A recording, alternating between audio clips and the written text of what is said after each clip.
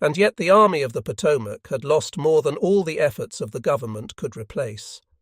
The Army of Virginia, on the other hand, had acquired a superiority of spirit which was ample compensation for the sacrifice which had been made.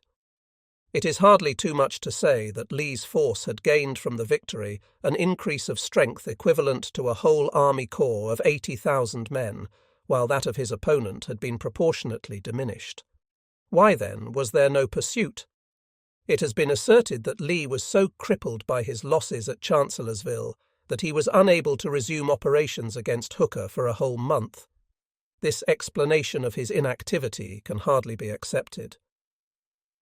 On June 16 and 18, 1815, at Quatre Bras and Waterloo, the Anglo-Dutch army, little larger than that of northern Virginia, lost 17,000 men, and yet on the 19th Wellington was marching in pursuit of the French, nor did he halt until he arrived within sight of Paris. And on August 28, 29 and 30, 1862, at Groveton and the 2nd Manassas, Stonewall Jackson lost 4,000 officers and men, 1/5 of his force, but he was not left in rear when Lee invaded Maryland. Moreover, after he had defeated Sedgwick, on the same night that Hooker was recrossing the Rappahannock, Lee was planning a final attack on the Federal entrenchments, and his disappointment was bitter when he learned that his enemy had escaped.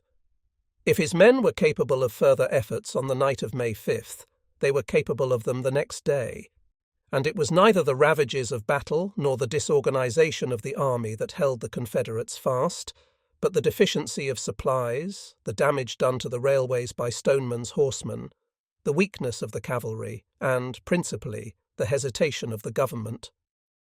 After the victory of Chancellorsville, strong hopes of peace were entertained in the South.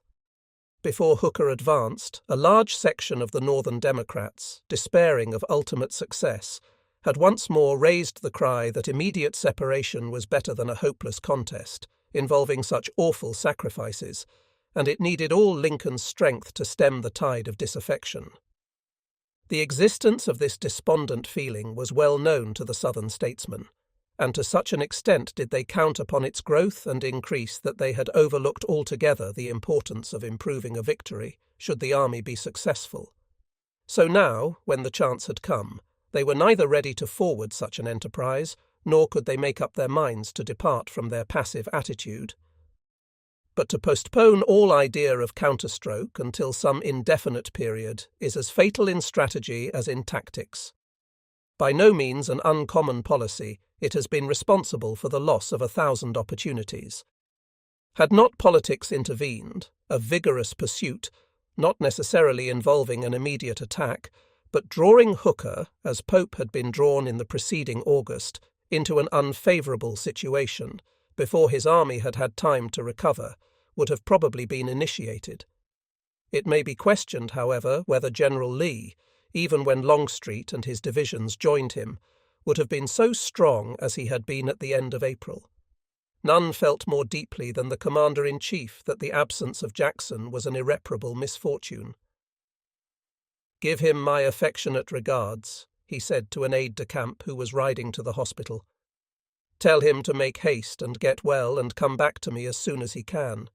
He has lost his left arm, but I have lost my right.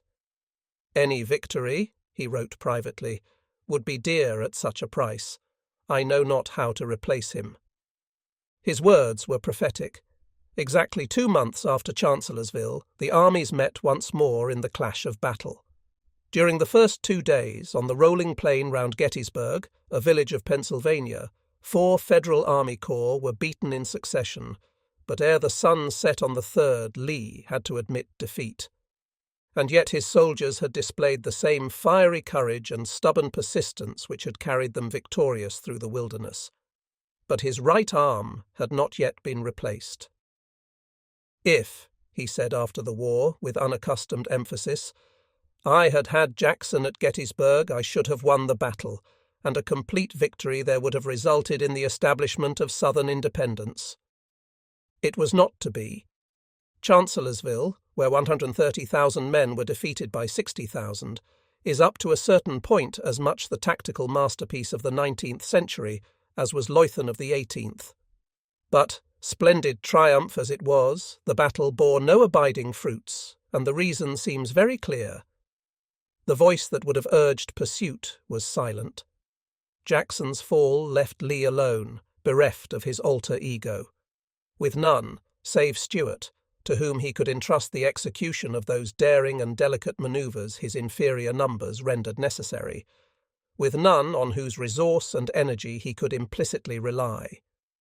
Who shall say how far his own resolution had been animated and confirmed at other crises by the prompting and presence of the kindred spirit? They supplemented each other, said Davis, and together, with any fair opportunity, they were absolutely invincible. Many a fierce battle still lay before the Army of Northern Virginia. Marvellous was the skill and audacity with which Lee manoeuvred his ragged regiments in the face of overwhelming odds. Fierce and unyielding were the soldiers, but with Stonewall Jackson's death, the impulse of victory died away. May 7th. It is needless to linger over the closing scene at Gurney's station. For some days there was hope that the patient would recover. Pneumonia, attributed to his fall from the litter as he was borne from the field, supervened, and he gradually began to sink. On the Thursday his wife and child arrived from Richmond, but he was then almost too weak for conversation, and on Sunday morning it was evident that the end was near. May 10th. As yet he had scarcely realized his condition. If, he said, it was God's will, he was ready to go, but he believed that there was still work for him to do, and that his life would be preserved to do it. At 11 o'clock, Mrs. Jackson knelt by his side and told him that he could not live beyond the evening. "You are frightened, my child," he replied. "Death is not so near. I may yet get well." She fell upon the bed, weeping bitterly, and told him again that there was no hope. After a moment's pause, he asked her to call Dr. Maguire. "Doctor," he said, "Anna tells me I am to die today. Is it so?" When he was answered, he remained silent for a moment or two, as if in intense thought, and then quietly replied, very good, it is all right." About noon, when Major Pendleton came into the room, he asked, "Who is preaching at headquarters today?" He was told that Mr. Lacey was, and that the whole army was praying for him. "Thank God," he said, "they are very kind to me." Already his strength was fast ebbing, and although his face brightened when his baby was brought to him, his mind had begun to wander. Now he was on the battlefield, giving orders to his men, now at home in Lexington, now at prayers in the camp. Occasionally his senses came back to him, and about 1:30 he was told that he had but 2 hours to live. Again he answered, feebly but firmly, "Very good, it is all right." These were almost his last coherent words. For some time he lay unconscious, and then suddenly he cried out, "Order A.P. Hill to prepare for action. Pass the infantry to the front. Tell Major Hawks," then stopped, leaving the sentence unfinished.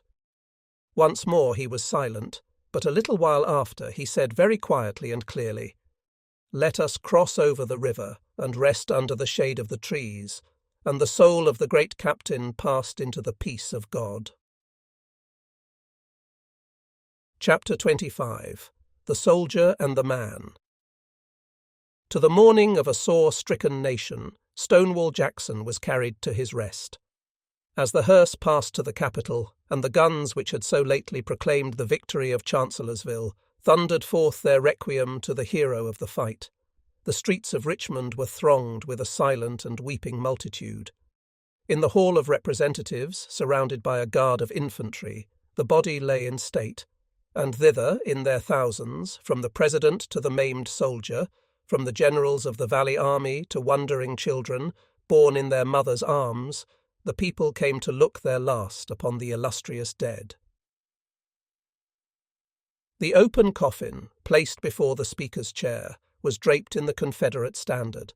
The state colours were furled along the galleries, and the expression on the face, firm and resolute, as if the spirit of battle still lingered in the lifeless clay, was that of a great conqueror, wise in counsel, mighty in the strife.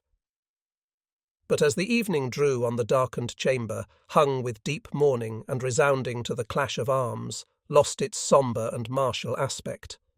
Garlands of soft spring flowers, the tribute of the women of Virginia, rose high above the bier, and white pyramids of lilies, the emblems of purity and meekness, recalled the blameless life of the Christian soldier. From Richmond, the remains were conveyed to Lexington, and, under the charge of the cadets, lay for the night in the lecture room of the Institute, which Jackson had quitted just 2 years before. The next morning he was buried, as he himself had wished, in the little cemetery above the town. Many were the mourners that stood around the grave, but they were few in number compared with those whose hearts were present on those silent hills. From the cities of the Atlantic coast to the far-off settlements of Texas, the news that Stonewall Jackson had fallen came as a stunning blow. The people sorrowed for him with no ordinary grief, not as a great man and a good, who had done his duty and had gone to his reward, but as the pillar of their hopes and the sheet anchor of the Confederate cause. Nor will those familiar with the further history of the Civil War, from the disaster of Gettysburg to the surrender at Appomattox, question the truth of this mournful presage.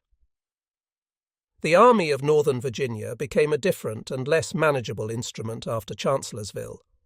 Over and over again it failed to respond to the conceptions of its leader, and the failure was not due to the soldiers, but to the generals. Loyal and valiant as they were, of not one of his lieutenants could Lee say, as he had said of Jackson, "Such an executive officer the sun never shone on. I have but to show him my design, and I know that if it can be done, it will be done. No need for me to send or watch him. Straight as the needle to the pole, he advances to the execution of my purpose." These words have been quoted as an epitome of Jackson's military character.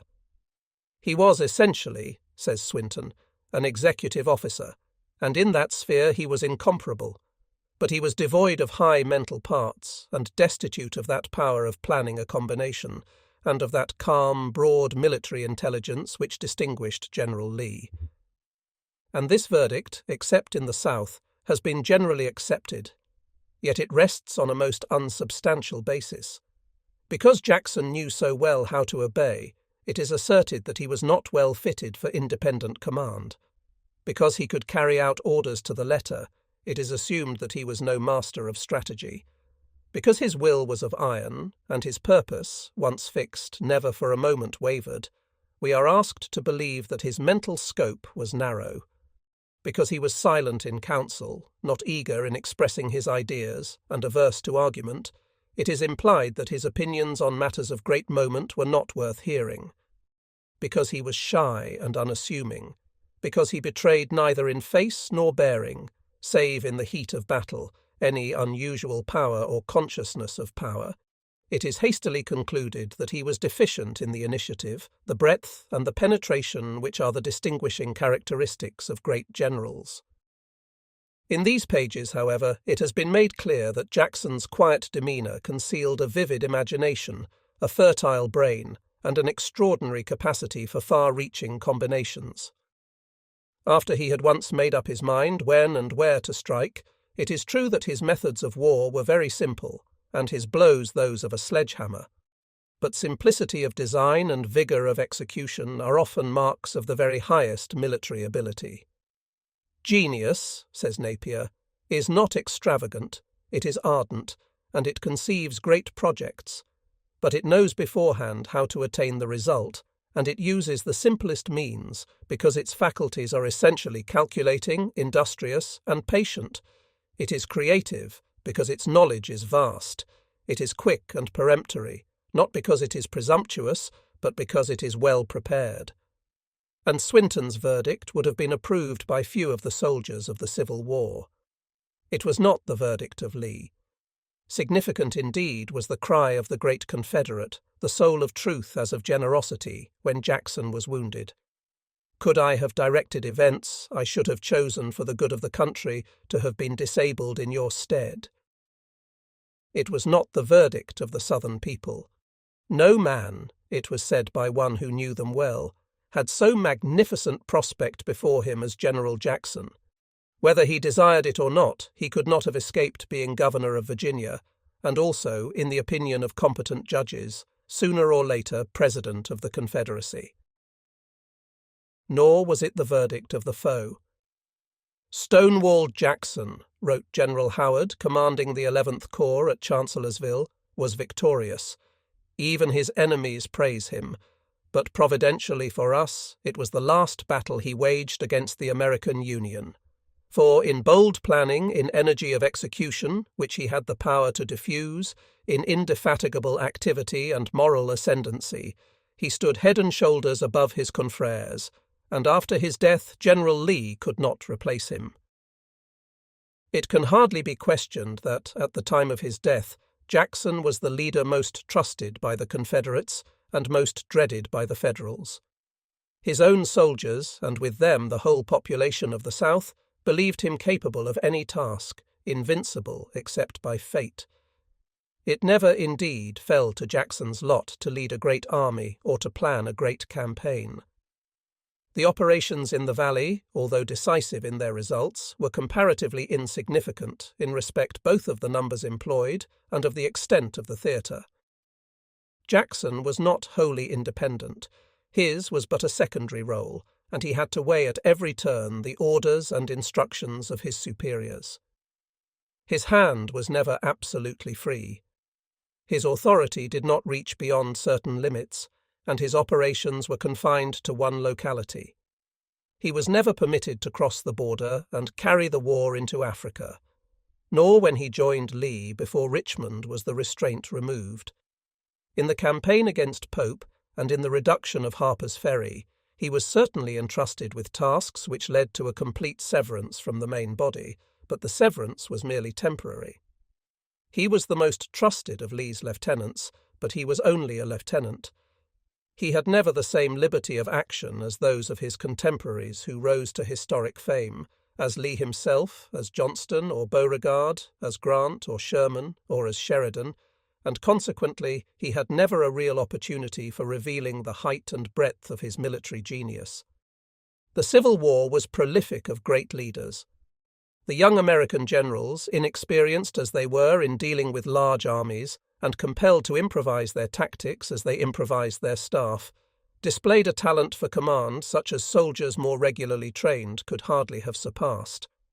Neither the deficiencies of their material nor the difficulties of the theatre of war were to be lightly overcome, and yet their methods displayed a refreshing originality. Not only in mechanical auxiliaries did the inventive genius of their race find scope. The principles which govern civilized warfare, the rules which control the employment of each arm, the technical and mechanical arts, were rapidly modified to the exigencies of the troops and of the country. Cavalry, entrenchments, the railway, the telegraph, balloons, signalling, were all used in a manner which had been hitherto unknown. Monitors and torpedoes were for the first time seen, and even the formations of infantry were made sufficiently elastic to meet the requirements of a modern battlefield. Nor was the conduct of the operations fettered by an adherence to conventional practice. From first to last, the campaigns were characterized by daring and often skillful maneuvers, and if the tactics of the battlefield were often less brilliant than the preceding movements, not only are parallels to these tactics to be found in almost every campaign of history, but they would probably have escaped criticism had the opponent been less skillful. But among the galaxy of leaders, Confederate and Federal, in none had the soldiers such implicit confidence as in Stonewall Jackson, and than the Southern soldiers, highly educated as many of them were, no better judges of military capacity were ever known. Nevertheless, the opinion of the soldiers is no convincing proof that Jackson was equal to the command of a large army, or that he could have carried through a great campaign. Had Lee been disabled, it might be asked, would Jackson have proved a sufficient substitute? It has already been explained that military genius shows itself first in character, and second in the application of the grand principles of warfare, not in the mere manipulation of armed masses. It cannot well be denied that Jackson possessed every single attribute which makes for success in war. Morally and physically he was absolutely fearless. He accepted responsibility with the same equanimity that he faced the bullets of the enemy. He permitted no obstacle to turn him aside from his appointed path, and in seizing an opportunity or in following up a victory, he was the very incarnation of untiring energy. He had no moments of weakness. He was not robust, and his extraordinary exertions told upon his constitution. "My health," he wrote to his wife in January 1863, "is essentially good, but I do not think I shall be able in the future to stand what I have already stood," and yet his will invariably rose superior to bodily exhaustion. A supreme activity, both of brain and body, was a prominent characteristic of his military life. His idea of strategy was to secure the initiative, however inferior his force, to create opportunities and to utilize them, to waste no time and to give the enemy no rest. "War," he said, "means fighting. The business of the soldier is to fight. Armies are not called out to dig trenches, to throw up breastworks, to live in camps, but to find the enemy and strike him, to invade his country and do him all possible damage in the shortest possible time. This will involve great destruction of life and property while it lasts. But such a war will of necessity be of brief continuance, and so would be an economy of life and property in the end. To move swiftly, strike vigorously, and secure all the fruits of victory is the secret of successful war." That he felt to the full the fascination of war's tremendous game we can hardly doubt. Not only did he derive, as all true soldiers must, an intense intellectual pleasure from handling his troops in battle so as to outwit and defeat his adversary, but from the day he first smelt powder in Mexico until he led that astonishing charge through the dark depths of the wilderness, his spirits never rose higher than when danger and death were rife about him. With all his gentleness, there was much of the old berserker about Stonewall Jackson, not indeed the lust for blood, but the longing to do doughtily and die bravely, as best becomes a man. His nature was essentially aggressive. He was never more to be feared than when he was retreating, and where others thought only of strong defensive positions, he looked persistently for the opportunity to attack. He was endowed, like Masséna, with that rare fortitude which seems to increase as perils thicken. When conquered, he was as ready to fight again as if he had been conqueror. L'audace, l'audace, et toujours l'audace, was the mainspring of all his actions, and the very sights and sounds of a stricken field were dear to his soul. Nothing had such power to stir his pulses as the rebel yell. "I remember," says a staff officer, "one night at Tattoo, that this cry broke forth in the camp of the Stonewall Brigade, and was taken up by brigades and divisions until it rang out far over field and woods. The general came hastily and bareheaded from his tent, and leaning on a fence near by, listened in silence to the rise, the climax, and the fall of that strange serenade, raising his head to catch the sound as it grew fainter and fainter, and died away at last like an echo among the mountains. Then, turning towards his tent, he muttered in half soliloquy, 'That was the sweetest music I ever heard.' Yet least of all was Jackson a mere fighting soldier, trusting to his lucky star and resolute blows to pull him through. He was not indeed one of those generals who seek to win victories without shedding blood. He never spared his men, either in marching or fighting, when a great result was to be achieved, and he was content with nothing less than the complete annihilation of the enemy. 'Had we taken 10 sail,' said Nelson, 'and allowed the 11th to escape, when it had been possible to have got at her, I could never have called it well done.' Jackson was of the same mind. 'With God's blessing,' he said before the Valley campaign, 'let us make thorough work of it.' When once he had joined battle, no loss, no suffering was permitted to stay his hand. He never dreamed of retreat until he had put in his last reserve. Yet his victories were won rather by sweat than blood, by skilful manoeuvring rather than sheer hard fighting. Solicitous as he was of the comfort of his men, he had no hesitation, when his opportunity was ripe, of taxing their powers of endurance to the utmost. But the marches which strewed the wayside with the footsore and the weaklings won his battles.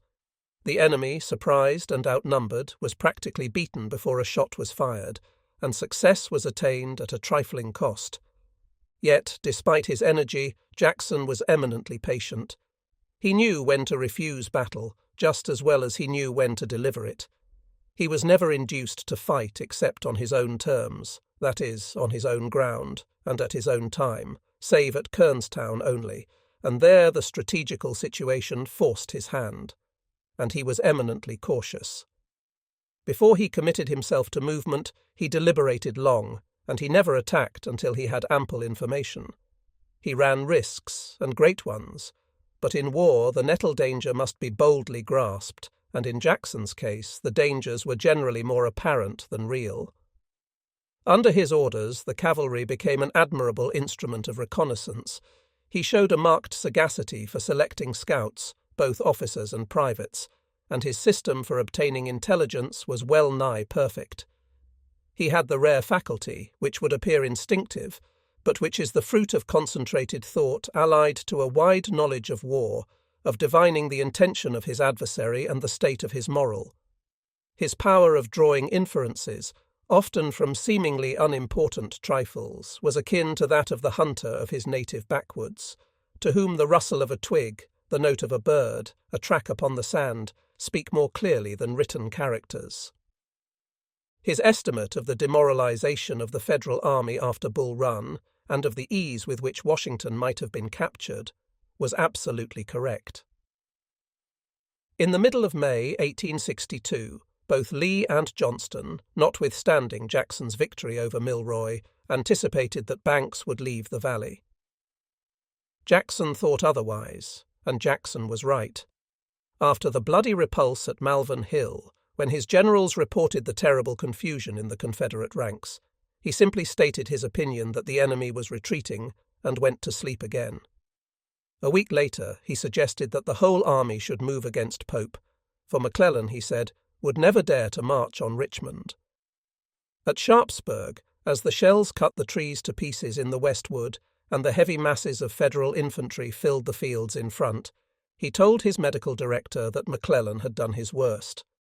At Fredericksburg, after the first day's battle, he believed that the enemy was already defeated, and, anticipating their escape under cover of the darkness, he advised a night attack with the bayonet. His knowledge of his adversary's character, derived in great degree from his close observation of every movement, enabled him to predict with astonishing accuracy exactly how he would act under given circumstances.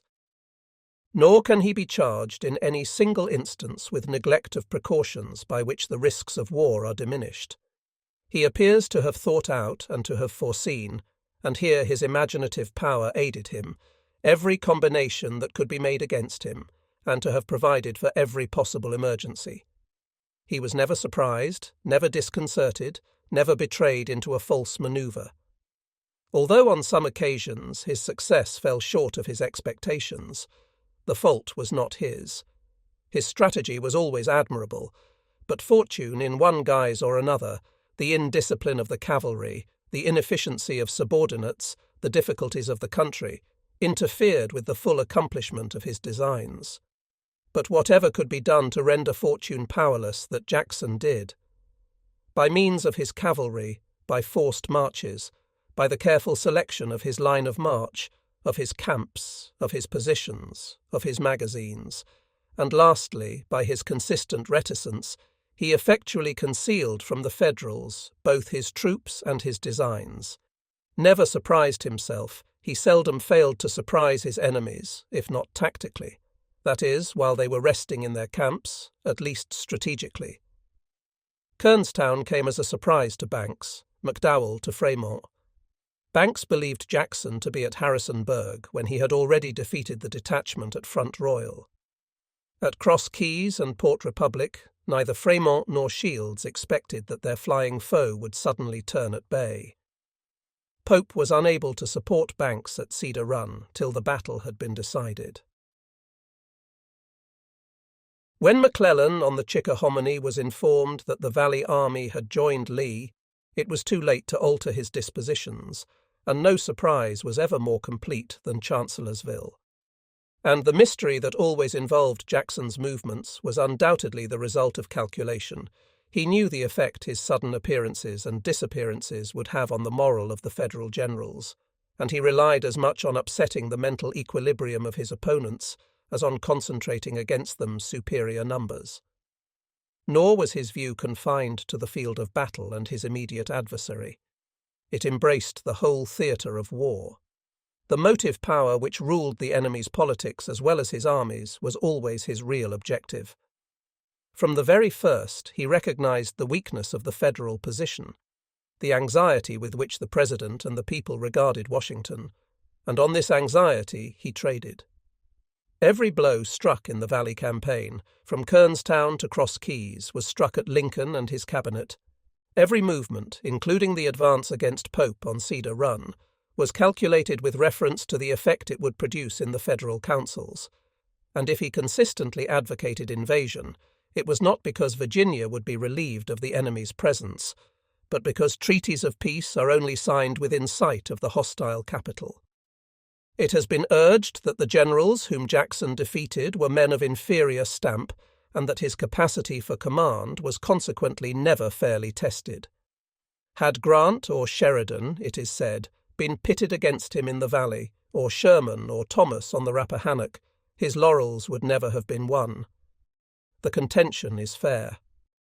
Generals of such calibre as Banks and Fremont, Shields and Pope committed blunders which the more skilful leaders would undoubtedly have avoided, and again, had he been pitted against a worthy antagonist, Jackson would probably have acted with less audacity and greater caution. It is difficult to conceive, however, that the fact would either have disturbed his brain or weakened his resolution. Few generals, apparently, have been caught in worse predicaments than he was. First, when his army was near Harper's Ferry, and Fremont and Shields were converging on his rear. Second, when he lay in the woods near Groveton, with no news from Longstreet, and Pope's army all around him. Third, when he was marching by the Brock Road to strike Hooker's right, and Sickles' column struck in between himself and Lee. But it was at such junctures as these that his self-possession was most complete, and his skill most marked. The greater the peril, the more fixed became his purpose. The capacity of the opponent, moreover, cannot be accepted as the true touchstone of generalship. "The greatest general," said Napoleon, "is he who makes the fewest mistakes, i.e. he who neither neglects an opportunity nor offers one. Thus tested, Jackson has few superiors." During the whole of the 2 years he held command, he never committed a single error. At Mechanicsville, and again at Fraser's Farm, the failure to establish some method of intercommunication left his column isolated. This, however, was a failure in staff duties, for which the Confederate headquarters was more to blame than himself. And further, how sure and swift was the retribution which followed a mistake committed within his sphere of action? What opportunity did Jackson miss? His penetration was unerring, and when, after he had marked his prey, did he ever hesitate to swoop? What seemed reckless audacity, it has been well said by one of the greatest of Southern soldiers, was the essence of prudence. His eye had caught at a glance the entire situation, and his genius, with marvellous celerity and accuracy, had weighed all the chances of success or failure. While, therefore, others were slowly feeling their way, or employing in detail insufficient forces, Jackson, without for one moment doubting his success, hurled his army like a thunderbolt against the opposing lines, and thus ended the battle at a single blow. But if Jackson never failed to take advantage of his opponent's blunders, it might be said that he sometimes laid himself open to defeat. Grant and Sheridan, had they been in place of Shields and Fremont, would hardly have suffered him to escape from Harper's Ferry. Sherman would probably have crushed him at the Second Manassas. Thomas would not have been surprised at Chancellorsville. But Jackson only pushed daring to its limits when it was safe to do so. He knew the men he had to deal with, and in whatever situation he might find himself, he invariably reserved more than one means of escape.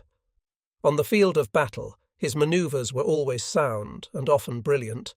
He never failed to detect the key point of a position, or to make the best use of the ground. On the defensive, his flanks were always strong and his troops concealed both from view and fire. On the offensive, he invariably attacked where he was least expected. He handled the three arms, infantry, cavalry, and artillery, in the closest combination and with the maximum of effect. Except at Kernstown, where Garnett interfered, his reserve was invariably put in at exactly the right moment, and he so manipulated his command that he was always strongest at the decisive point. Nor did he forget that a battle is only half won where there is no pursuit, and whenever he held command upon the field, his troops, especially the cavalry, were so disposed that from the very outset the enemy's retreat was menaced. The soldiers, sharers in his achievements, compared his tactical leading with that of others, and gave the palm to Jackson. An officer of his staff, who served continuously with the Army of Northern Virginia, says, "I was engaged in no great battle subsequent to Jackson's death, in which I did not see the opportunity which, in my opinion, he would have seized, and have routed our opponents." And General Lane writes that on many a hard-fought field, subsequent to Chancellorsville, he heard his veterans exclaim, "Oh, for another Jackson!" Until Jackson fell, the Army of Northern Virginia, except when his advice was overruled, had never missed an opening. Afterwards it missed many. Gettysburg, which should have been decisive of the war, was preeminently a battle of lost opportunities, and there are others which fall into the same category. It is a perfectly fair assumption, then, that Jackson, so unerring was his insight, would not only have proved an efficient substitute for Lee, but that he would have won such fame as would have placed him, as it placed his great commander, among the most illustrious soldiers of all ages. With any of his contemporaries, not even excepting Lee, he compares more than favourably. Most obedient of subordinates as he was, his strategical views were not always in accordance with those of his commander-in-chief. If Jackson had been in charge of the operations, the disastrous Battle of Malvern Hill would never have been fought. Pope would have been cut off from the Rappahannock. McClellan would have found the whole Confederate army arrayed against him at South Mountain, or would have been attacked near Frederick, and Burnside would have been encountered on the North Anna, where defeat would probably have proved his ruin. It is difficult to compare him with Lee. A true estimate of Lee's genius is impossible, for it can never be known to what extent his designs were thwarted by the Confederate government. Lee served Mr. Davis. Jackson served Lee, wisest and most helpful of masters. It would seem, however, that Jackson in one respect was Lee's superior. His courage, physical and moral, was not more brilliant or more steadfast, his tactical skill no greater, but he was made of sterner stuff. His self-confidence was supreme. He never doubted his ability, with God's help, to carry out any task his judgment approved. Lee, on the other hand, was oppressed by a consciousness of his own shortcomings. Jackson never held but one council of war. Lee seldom made an important movement without consulting his corps commanders. Jackson kept his subordinates in their place, exacting from his generals the same implicit obedience he exacted from his corporals. Lee lost the Battle of Gettysburg because he allowed his second-in-command to argue instead of marching. Nor was that political courage, which Nelson declared is as necessary for a commander as military courage, a component part of Lee's character. On assuming command of the Army of Northern Virginia, in spite of Mr. Davis's protestations, he resigned the control of the whole forces of the Confederacy, and he submitted without complaint to interference. Jackson's action when Loring's regiments were ordered back by the Secretary of War is sufficient proof that he would have brooked no meddling with his designs when once they had received the sanction of the Cabinet. At the same time, it must remain undetermined whether Jackson was equal to the vast responsibilities which Lee bore with such steadfast courage, whether he could have administered a great army under the most untoward circumstances with the same success, whether he could have assuaged the jealousies of the different states, and have dealt so tactfully with both officers and men that there should have been no friction between Virginians and Georgians, Texans and Carolinians. It is probable that Jackson's temper was more akin to Grant's than Lee's. Grant had the same whole-hearted regard for the cause, the same disregard for the individual. He was just as ready as Jackson to place a recalcitrant subordinate, no matter how high his rank, under instant arrest, and towards the incompetent and unsuccessful he was just as pitiless. Jackson, however, had the finer intellect. The Federal Commander-in-Chief was unquestionably a great soldier, greater than those who overlook his difficulties in the '64 campaign are disposed to admit. As a strategist, he ranks high. But Grant was no master of stratagem. There was no mystery about his operations. His manoeuvres were strong and straightforward, but he had no skill in deceiving his adversary, and his tactics were not always of a high order. It may be questioned whether on the field of battle his ability was equal to that of Sherman, or of Sherman's great antagonist, Johnston. Elsewhere he was their superior. Both Sherman and Johnston were methodical rather than brilliant.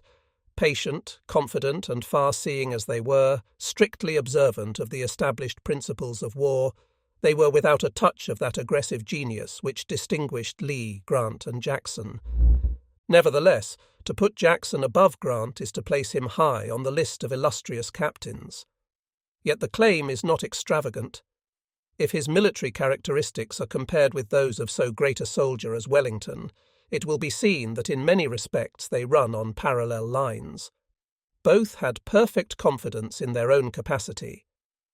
"I can do," said Jackson, "whatever I will to do," while the Duke, when a young general in India, congratulated himself that he had learned not to be deterred by apparent impossibilities. Both were patient, fighting on their own terms, or fighting not at all. Both were prudent, and yet when audacity was justified by the character of their opponent and the condition of his troops, they took no counsel of their fears. They were not enamoured of the defensive, for they knew the value of the initiative, and that offensive strategy is the strategy which annihilates. Yet, when their enemy remained concentrated, they were content to wait till they could induce him to disperse. Both were masters of ruse and stratagem, and the Virginian was as industrious as the Englishman, and in yet another respect they were alike. In issuing orders or giving verbal instruction, Jackson's words were few and simple, but they were so clear, so comprehensive and direct, that no officer could possibly misunderstand, and none dared disobey. Exactly the same terms might be applied to Wellington. Again, although naturally impetuous, glorying in war, they had no belief in a lucky star. Their imagination was always controlled by common sense, and, unlike Napoleon, their ambition to succeed was always subordinate to their judgment. Yet both, when circumstances were imperative, were greatly daring. The attacks at Groveton and at Chancellorsville were enterprises instinct with the same intensity of resolution as the storm of Badajoz and Ciudad Rodrigo, the passage of the Douro, the great counterstroke of Salamanca. On the field of battle the one was not more vigilant nor imperturbable than the other, and both possessed a due sense of proportion. They knew exactly how much they could effect themselves, and how much must be left to others. Recognizing that when once the action had opened the sphere in which their authority could be exercised was very limited, they gave their subordinates a free hand, issuing few orders, and encouraging their men rather by example than by words.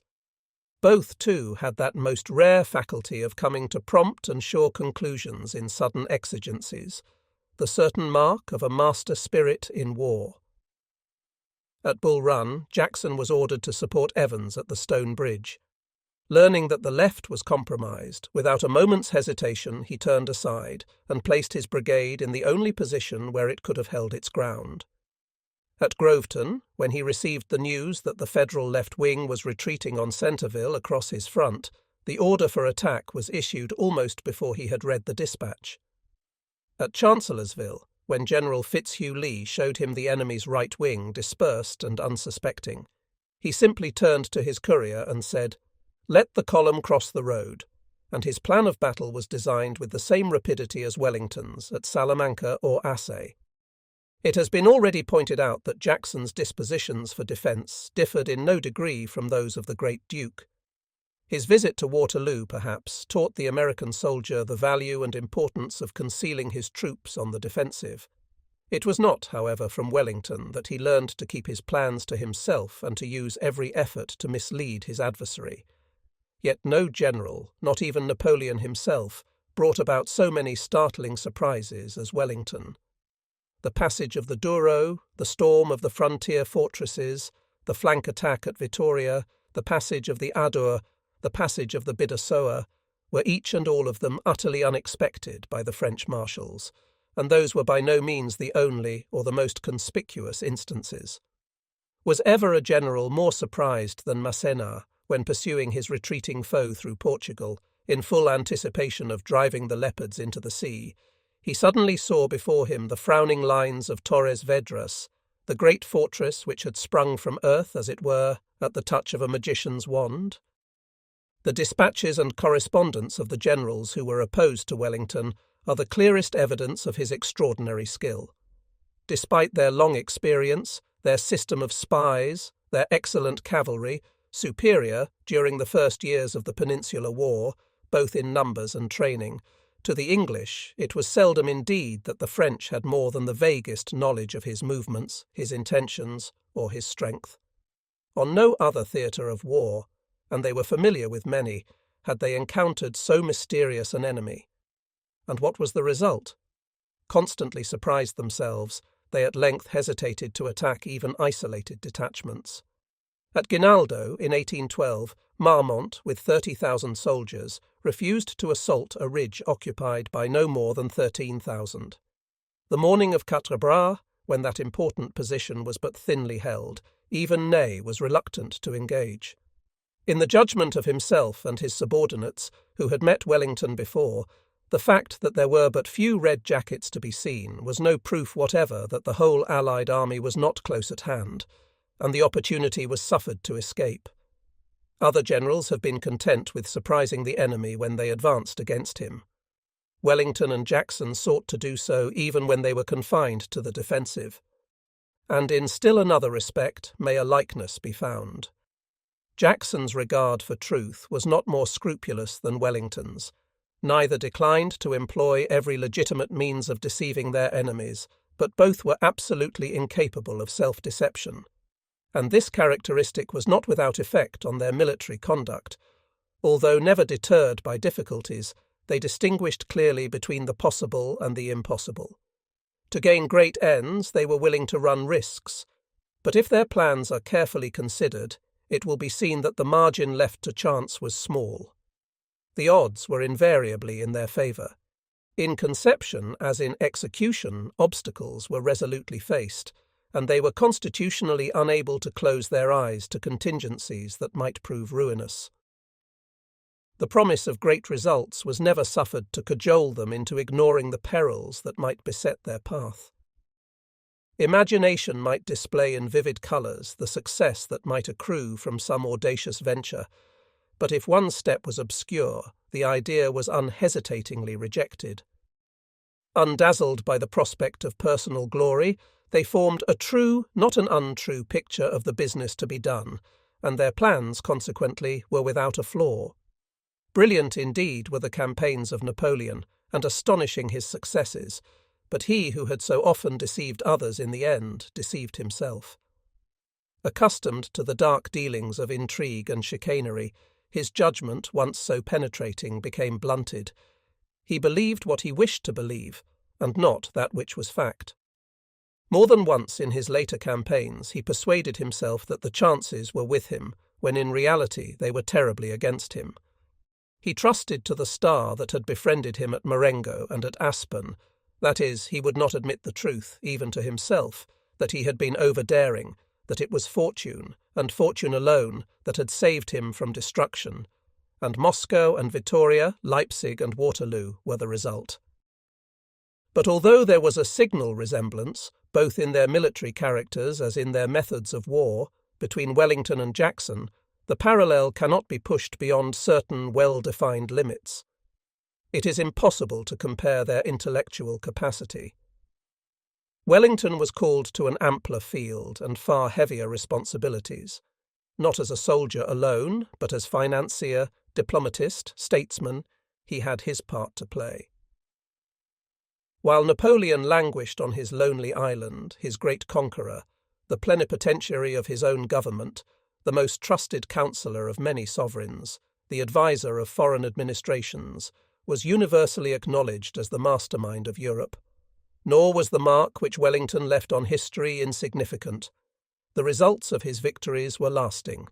The freedom of the nations was restored to them, and land and sea became the thoroughfares of peace. America, on the other hand, owes no single material benefit to Stonewall Jackson. In the cause of progress or of peace, he accomplished nothing. The principle he fought for, the right of secession, lives no longer, even in the South. He won battles. He enhanced the reputation of American soldiers. He proved in his own person that the manhood of Virginia had suffered no decay. And this was all. But the fruits of a man's work are not to be measured by a mere utilitarian standard. In the minds of his own countrymen, the memory of Wellington is hallowed not so much by his victories as by his unfaltering honesty and his steadfast regard for duty, and the life of Stonewall Jackson is fraught with lessons of still deeper import. Not only with the army, but with the people of the South, his influence while he lived was very great. From him, thousands and 10,000s of Confederate soldiers learned the self-denial which is the root of all religion, the self-control which is the root of all manliness. Beyond the confines of the camps, he was personally unknown. In the social and political circles of Richmond, his figure was unfamiliar. When his body lay in state, the majority of those who passed through the Hall of Representatives looked upon his features for the first time. He had never been called to council by the President, and the members of the legislature, with but few exceptions, had no acquaintance with the man who acted while they deliberated. But his fame had spread far and wide, and not merely the fame of his victories, but of his Christian character. The rare union of strength and simplicity, of childlike faith and the most fiery energy, had attracted the sympathy of the whole country, of the North as well as of the South, and beyond the Atlantic, where with breathless interest the parent islands were watching the issue of the mighty conflict, it seemed that another Cromwell without Cromwell's ambition, or that another Wolfe with more than Wolfe's ability, had arisen among the soldiers of the youngest of nations. And this interest was intensified by his untimely end. When it was reported that Jackson had fallen, men murmured in their dismay against the fiat of the Almighty. Why, they asked, had one so pure and so upright been suddenly cut down? Yet a sufficient answer was not far to seek. To the English race, in whatever quarter of the globe it holds dominion, to the race of Alfred and de Montfort, of Bruce and Hampton, of Washington and Gordon, the ideal of manhood has ever been a high one. Self-sacrifice and the single heart are the attributes which it most delights to honour, and chief amongst its accepted heroes are those soldier saints who, sealing their devotion with their lives, have won death's royal purple in the foeman's lines. So, from his narrow grave on the green hillside at Lexington, Jackson speaks with voice more powerful than if, passing peacefully away, in the fullness of years and honours, he had found a resting place in some proud sepulchre erected by a victorious and grateful Commonwealth. And who is there who can refuse to listen? His creed may not be ours, but in whom shall we find a firmer faith, a mind more humble, a sincerity more absolute? He had his temptations like the rest of us. His passions were strong, his temper was hot. Forgiveness never came easily to him, and he loved power. He dreaded strong liquor because he liked it, and if in his nature there were great capacities for good, there were none the less, had it been once perverted, great capacities for evil. Fearless and strong, self-dependent and ambitious, he had within him the making of a Napoleon, and yet his name is without spot or blemish. From his boyhood onward, until he died on the Rappahannock, he was the very model of a Christian gentleman. E'en as he trod that day to God, so walked he from his birth, in simpleness and gentleness and honour and clean mirth. Paradox as it may sound, the great rebel was the most loyal of men. His devotion to Virginia was hardly surpassed by his devotion to his wife, and he made no secret of his absolute dependence on a higher power. Every action was a prayer, for every action was begun and ended in the name of the Almighty.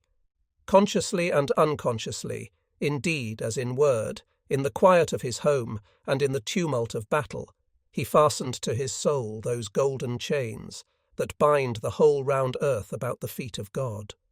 Nor was their burden heavy. "He was the happiest man," says one of his friends, "I ever knew," and he was wont to express his surprise that others were less happy than himself. But there are few with Jackson's power of concentration. He fought evil with the same untiring energy that he fought the North.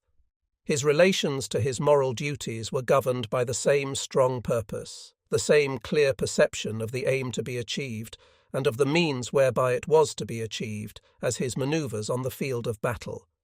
He was always thorough, and it was because he was thorough, true, steadfast, and consistent, that he reached the heroic standard. His attainments were not varied. His interests, so far as his life's work was concerned, were few and narrow. Beyond his religion and the army, he seldom permitted his thoughts to stray. His acquaintance with art was small. He meddled little with politics. His scholarship was not profound, and he was neither sportsman nor naturalist. Compared with many of the prominent figures of history, the range of his capacity was limited. And yet Jackson's success in his own sphere was phenomenal, while others, perhaps of more pronounced ability, seeking success in many different directions, have failed to find it in a single one. Even when we contrast his recorded words with the sayings of those whom the world calls great, statesmen, orators, authors, his inferiority is hardly apparent. He saw into the heart of things, both human and divine, far deeper than most men. He had an extraordinary facility for grasping the essential and discarding the extraneous. His language was simple and direct, without elegance or embellishment, and yet no one has excelled him in crystallizing great principles in a single phrase. The few maxims which fell from his lips are almost a complete summary of the art of war. Neither Frederick, nor Wellington, nor Napoleon realized more deeply the simple truths which ever since men first took up arms have been the elements of success. And not Hampden himself beheld with clearer insight the duties and obligations which devolve on those who love their country well, but freedom more. It is possible that the conflicts of the South are not yet ended. In America, men pray for peace, but dark and mysterious forces, threatening the very foundations of civic liberty, are stirring even now beneath their feet. The War of Secession may be the precursor of a fiercer and a mightier struggle, and the volunteers of the Confederacy, enduring all things and sacrificing all things, the prototype and model of a new army, in which North and South shall march to battle side by side. Absite omen. But in whatever fashion his own countrymen may deal with the problems of the future, the story of Stonewall Jackson will tell them in what spirit they should be faced. Nor has that story a message for America alone. The hero who lies buried at Lexington in the Valley of Virginia belongs to a race that is not confined to a single continent, and to those who speak the same tongue and in whose veins the same blood flows. His words come home like an echo of all that is noblest in their history. What is life without honour? Degradation is worse than death. We must think of the living and of those who are to come after us, and see that by God's blessing we transmit to them the freedom we have ourselves inherited.